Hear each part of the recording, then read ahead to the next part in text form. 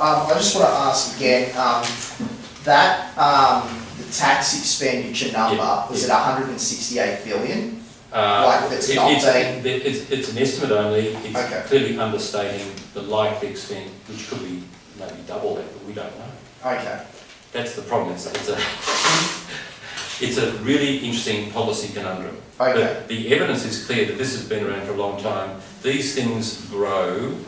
There are very few policy debates.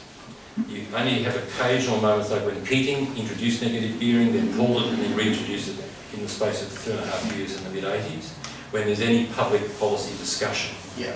Most of this stuff just gets done.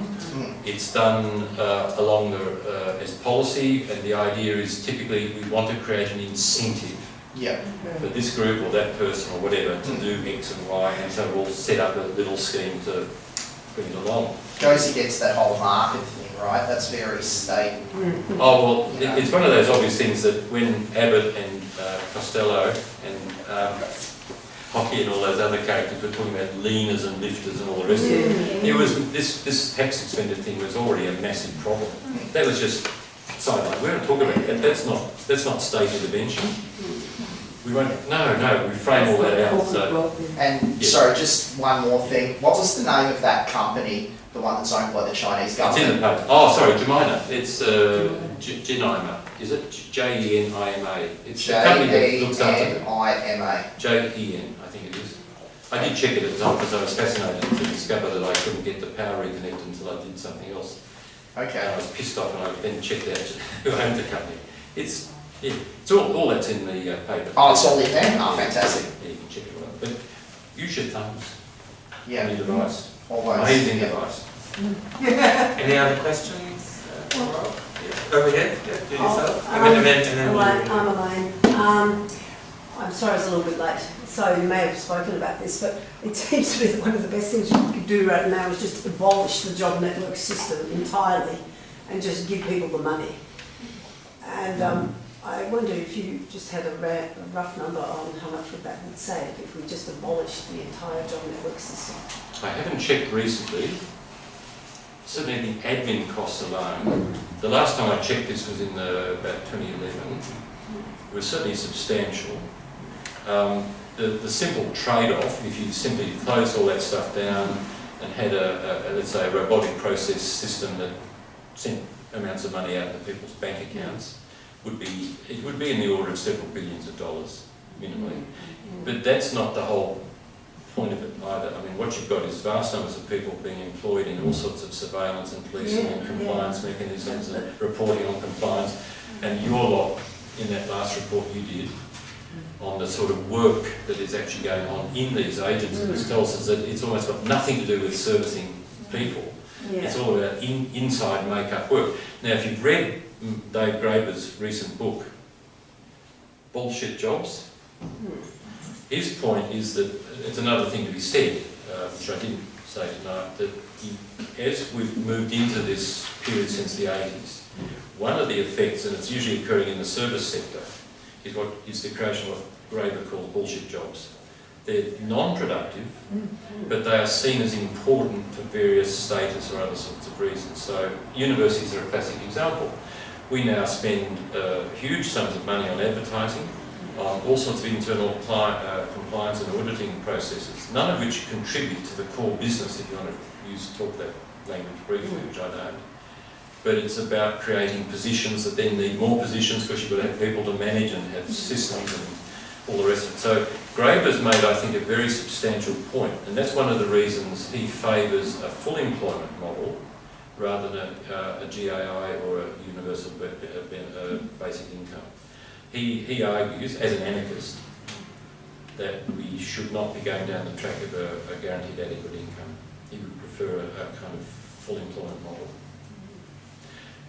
So that means then the answer to your question is, yes, we could get rid of those job networks because they're effectively not doing whatever they're set up to do ever anyway, except hurt people. So you close them down, save some money, and then you probably, if you follow my line of thought, start to promote and work out what a full employment project would look like in the 21st century. It costs roughly 10 billion across the 3 contracts. The job active contract, the CDP contract, Well, that and could the fund DES the, contract. I could fund doubling the dole. They could also, yeah, but don't forget, you've got disemployment effects as well when you start getting rid of Yeah, that. they'd all be able. Well, they'll all be unemployed. That's right, But, that's you know, I guess that's part of the big picture though, in terms of bullshit jobs. Yeah, well, that's the question that we need to have again as a community. What do we want our jobs to look like? But I guess you wouldn't, argue for a punitive approach to unemployed people just to keep their jobs, No. So the fundamental idea for a new scheme would be a simple idea that as of right, people get an adequate income to live on. And so it does look a bit like a guaranteed adequate income, but you wouldn't call it that at this point. Because that's a different scheme. So what would you call it? If it's not guaranteed income, it's a living wage for everyone? Well, again, there's the question, what is the actual difference between low-income wage earners and really low-income benefit receivers? And the answer is, well, they're often doing all sorts of stupid jobs anyway and being kept busy, but one's getting paid much less than the other, so why not just fix it initially by making the income levels equivalent? Then you can start thinking about all the other benefits that are not directly linked here, and you want to think then about the relationship with old age benefits and all the other ones, the disability benefits, etc., etc. But then how would you link the living wage in that model back to the full employment? Well, I think that's What's what the link? the link would have to be, we'd need to reinvent some of the industrial regulations that we've had historically. Ken Buggerlugs at NTU wrote a paper recently saying that one of the fundamental failings of the labour movement, the trade union movement, beginning in the 80s, was their inability or unwillingness to directly defend the old order of regulation of industrial practices. And once the killing off of the basic wage and all that was the first nail in the coffin, then the rest of it will follow. So I think what you're looking at is restoration of capacity, and it might need to be rethought again in quite radical ways for an industrial regulatory model that isn't quite as clunky as the old one, but nonetheless builds in fundamental protections and rights. Right now we've got, as I was discovering the other week, we've got a system now where large numbers of young people are being forced either by the universities or TAFE colleges or by other mechanisms to engage in unpaid internships. Yeah. This is outrageous. It's all over the place. Yeah. Well, and it lowers the Well, minimum wage. that will have a whole series of very bad effects, not least for the people doing it. But that's why I said that thing about passion. Everybody's supposed to write in, I'm really passionate about the idea of being a counterhand. We're required to be passionate in our work planning, aren't we, Marcus? Kinds Yes, of passion. entrepreneurial. Entrepreneurial and passionate. Yeah. I'm just going to make one comment Yeah, if yeah. I could. I mean, unemployment payments are a form of social insurance. And there are other forms of social insurance that were talked about in the 80s called the social wage. There's the the hospital system is, Medibank and public health system, public education system in that sense as well, is a form of social wage and social insurance that, that people need to rely on. And what I think we need to nail the lid on the coffin idea that unemployment is to do with them. That unemployment is to do with, there's a group of people called the unemployed. And the group of people, there are a minority and substantial section of people who have been out of work a long time. But unemployment payments are core social insurance for everybody except for the really rich. The Housing and Income Labour Dynamics Australia study showed that over just a 15-year period, 70% of Australian households had at least one person in it that required an income support payment. This is just working age people, 18 to 64, who required an income support payment for some period of time. This is us. It's not them. And this is the thing that the trade union movement needs to understand. If we're going to fight for hospitals, if we're going to fight for public education, public housing, we've also got to fight for decent welfare. And because it is in their self-interest, it is in our self-interest. We shouldn't appeal to people from, for this narrow moral point that, oh, we need to help the deserving poor, or even the more radical idea of the undeserving poor. It's not that, it's your own kids, it's your mum and dad, it's yourself that will be involved in going down to Centrelink, which I used to work at some point in your lives, you will be going down to Centrelink and or trying to ring on the phone, or trying to use one of those crazy cards that they're going to roll out across the country.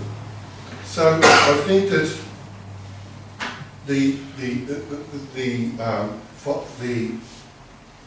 campaigns, like the big campaign on the 10th of April that the trade union movement's calling, and the campaigns last year in the lead up to the Victorian government election, changes the rules of the game in terms of how people think about what we should have and who is it that is deserving.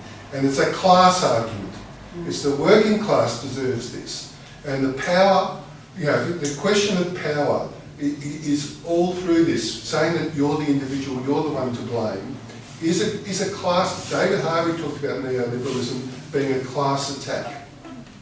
And that's the politics of it. It's not just political, it's a class fight by the ruling class against the working class. And so the only question of power that we can have against that is by, from my point of view, mass campaigns and trade union campaigns and campaigns by the working class. And so the fight for the minimum wage should be higher. Great, let's have a much higher minimum wage. We can then argue about where unemployment payments should go in that. But it's part of our overall social wage, and that is an industrial demand. Okay. Any other questions? Yeah, when you say that there needs to be like a job guarantee, basically, what kind of jobs would those be? Because obviously you can't, it's kind of limited to do that in the private sector because then you need other people to buy the products that they'd be creating. So what kind of jobs should the government be creating as a guarantee? Is repairing broken infrastructure, or? Yeah, all of that. I mean, if you just take the idea, for example, seriously, that you're going to, over the next decade, roughly, convert existing petrol and diesel cars to either hydrogen or electric. The idea of electric in particular requires massive infrastructure. At the moment, I think Darabin, is it, or Coburg, has 2 electric plugs in the back of the council building for cars to go and plug into, like hello. So that alone, I picked the 2 sectors that I think would achieve the biggest, most effective consequences for meeting some targets in electricity and transport. They would alone, I think, provide a good deal of work of varying kinds and varying skill levels.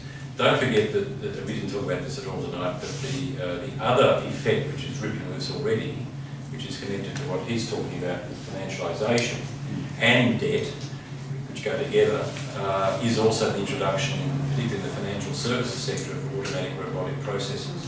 The big banks are getting rid of large numbers of workers, etc., and that's already on the card. So we're not just in a status quo going to a new circumstance. We're going to have to deal with ongoing disemployment effects, which will be across all skill levels.